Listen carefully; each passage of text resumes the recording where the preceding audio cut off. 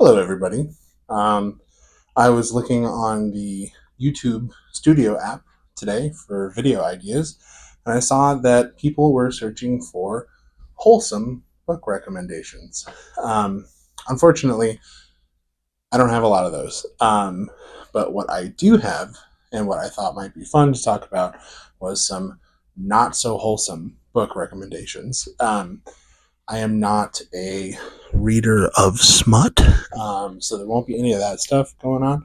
This will be for the true sickos, the people who really just want some absence of morals and decency in the books that they are reading. So let's get into it. The first one I am going to talk about, which will come as no surprise to anyone who has read this or has seen the movie about it, is the girl with the dragon tattoo. There's a lot of fucked up shit in this book. The main character is in a abusive relationship with her sort of conservator, who is holding all of her money and essentially her freedom. Um, there are some pretty illicit, awful things that happen between the two of them that I will not mention in this video. You'll have to figure that out for yourself. The other main character in the book, Mikhail Blomquist, uh, there's some pretty messed up stuff that happens to him too later on. I don't want to spoil anything.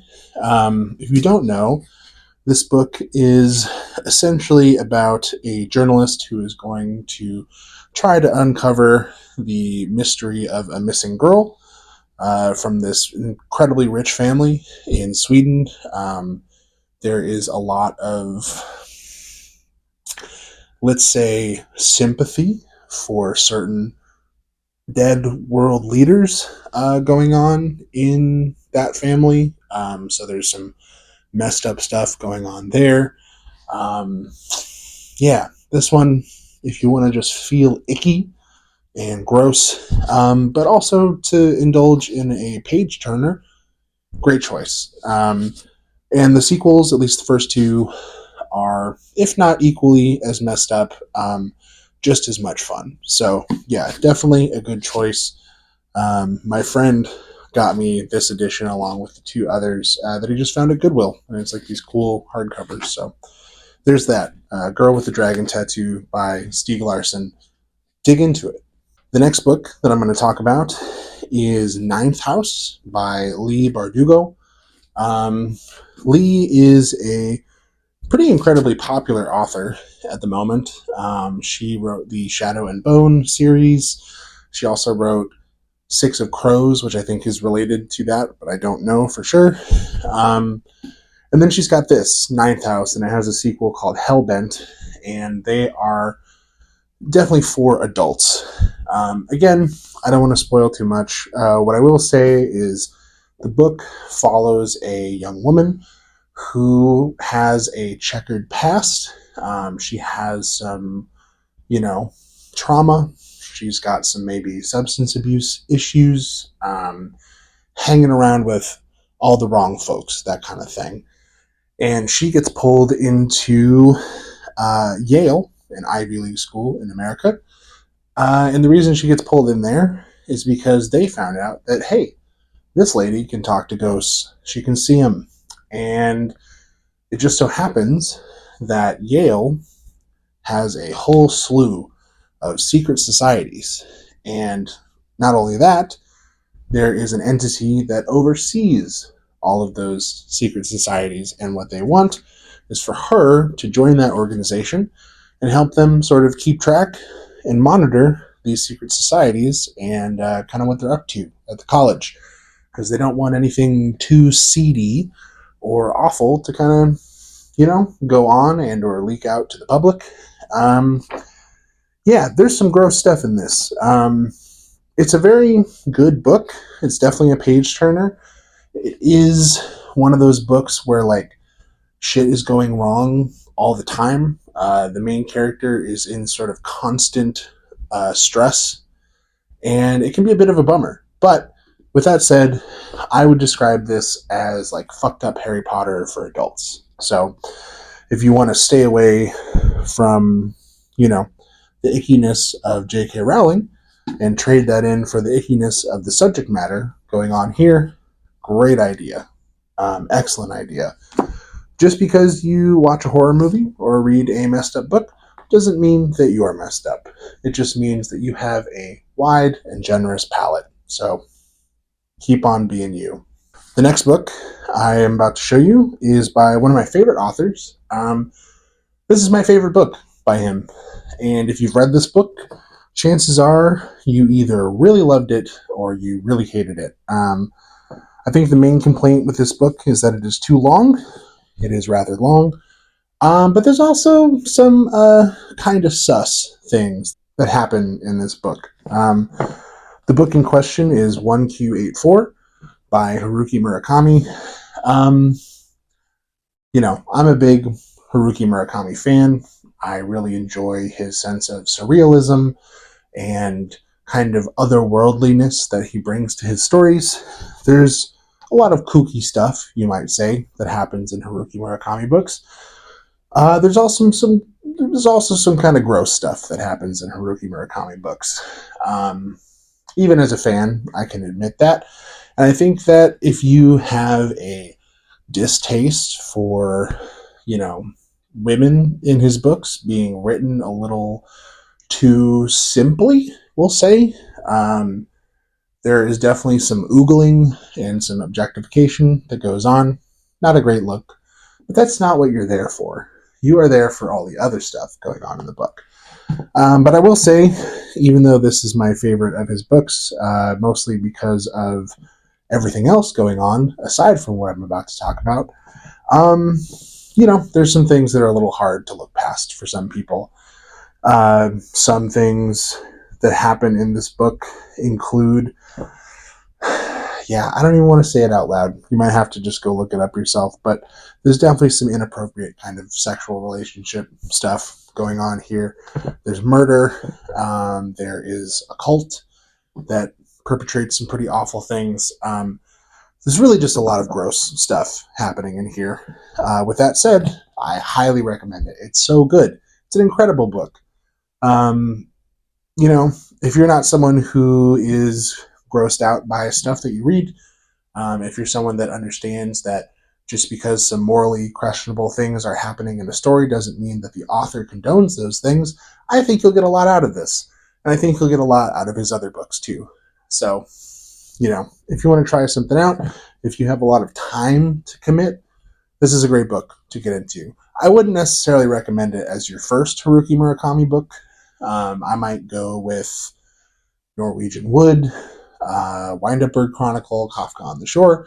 You might want to save this one for much later on when you kind of have a better sense of what he's all about. And for you sickos out there, this is a great one. Good choices. The next book I'm going to talk about is called The Vegetarian by Han Kang. I haven't read this in quite a while. I think I read it in 2018, but I remember it just sort of breaking my brain. The story is essentially about a woman who kind of starts to lose her mind. She becomes a incredibly strict vegetarian and at certain points just stops eating and becomes very ill. And this book is told through the perspective of three different people in her life. I think one of them is her husband. The second one is her brother. And then I think the third one is maybe her sister. But correct me if I'm wrong on that one. The book is split into three equal parts. There's kind of story one, story two, story three. It's not very long. You could probably get through this thing pretty quickly. But yeah, there is just gross nonsense going on in this book. What I will say is that the book is kind of an experience. There's going to be some stuff in there that is not so savory. There are going to be some characters that act in a incredibly morally reprehensible way. There are people getting taken advantage of. There are people being treated more than poorly, I would say. But I would say, kind of the whole point of the book is that you are watching someone's complete and utter mental breakdown happen through the perspective of the people around her. And so, if you're interested in sort of like a psychological, I wouldn't say thriller because it's not really a thriller, but like a psychological study of some very fucked up people, great book. Really, really good book. And this author, too, has a lot of other books that I really like. She has a book called Human Acts, which is about the Gwangju Uprising in Korea, which I believe took place in the 70s or 80s. I really can't remember. But that's a great book. She also has a book called The White Book, which is a collection of, I think they're poems. I can't quite remember, but it's all sort of about grief and loss, and she's incredibly, incredibly gifted at portraying that in books. So if you're someone who's kind of in your feelings, you want to read about some really messed up things, whether happening historically or just in the confines of the vegetarian, go for it. Very, very good. And, this is a messed up book, but it is also on the 10 best books of the New York Times book review of 2016. So even a national publication thinks this is good, even though it's kind of gross. So check it out. Okay, I have saved the best or worst for last. So this book is probably the only thing I've ever read that made me physically sick while reading it. I really felt like I wanted to puke at times. Right out the gate, it is just gnarly and fucked up. And this is Earthlings by Sayaka Murata. Yeah, what can I say about this book without this video getting demonetized? It's essentially about a little girl who becomes a woman later on in her life, and she is convinced that she is an alien from a different planet. She doesn't belong here. And, it's kind of hard to even explain anything else from there because it goes in so many weird, messed up directions. She has some family members who don't exactly treat her well. She is clearly, at a little bit of a disadvantage mentally. They don't necessarily give her a diagnosis or anything like that, but there are some sort of shades of mental illness going on. And there are in, other books by Sayaka Murata too. She has a cousin who is kind of her special friend in the book, both when she's a kid and when she's an adult. And frankly, I've kept this book because it really made an impression on me. I don't think I'll ever read it again, and it's really hard to recommend. I mean, kind of front to back, there is just gross, awful things happening.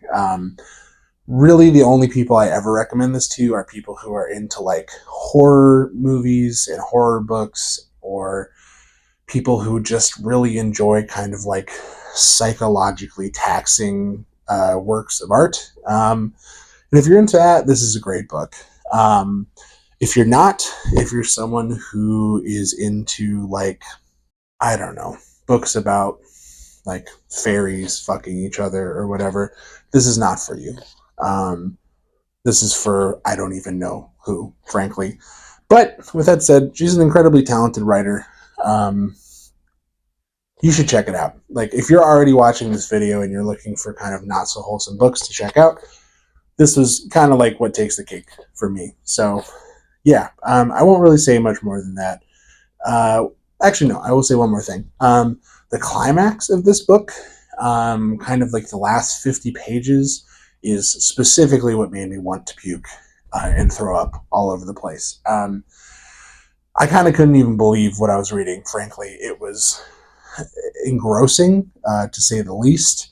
It definitely kept my attention. I was not ever bored during this book at all. But yeah, just horrendous, awful stuff going on. So yeah, that has been my list of recommendations of not so wholesome books. If you've made it this far, thank you very much. My YouTube analytics tell me that if you have made it this far, you are probably in like the top 25% of people who like my stuff. So thank you for being here.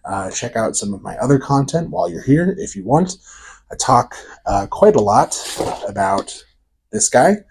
But with that said, I have a little special addendum for you here. I am going to go grab my girlfriend, and she's going to tell you a little bit about a fucked up thing that she read too. So I'll be right back.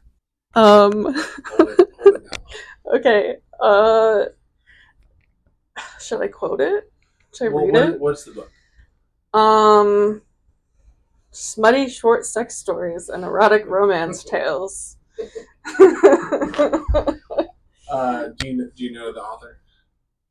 Oh, that's a good question. I don't know if these are credited. It says Erica Tampert, Okay.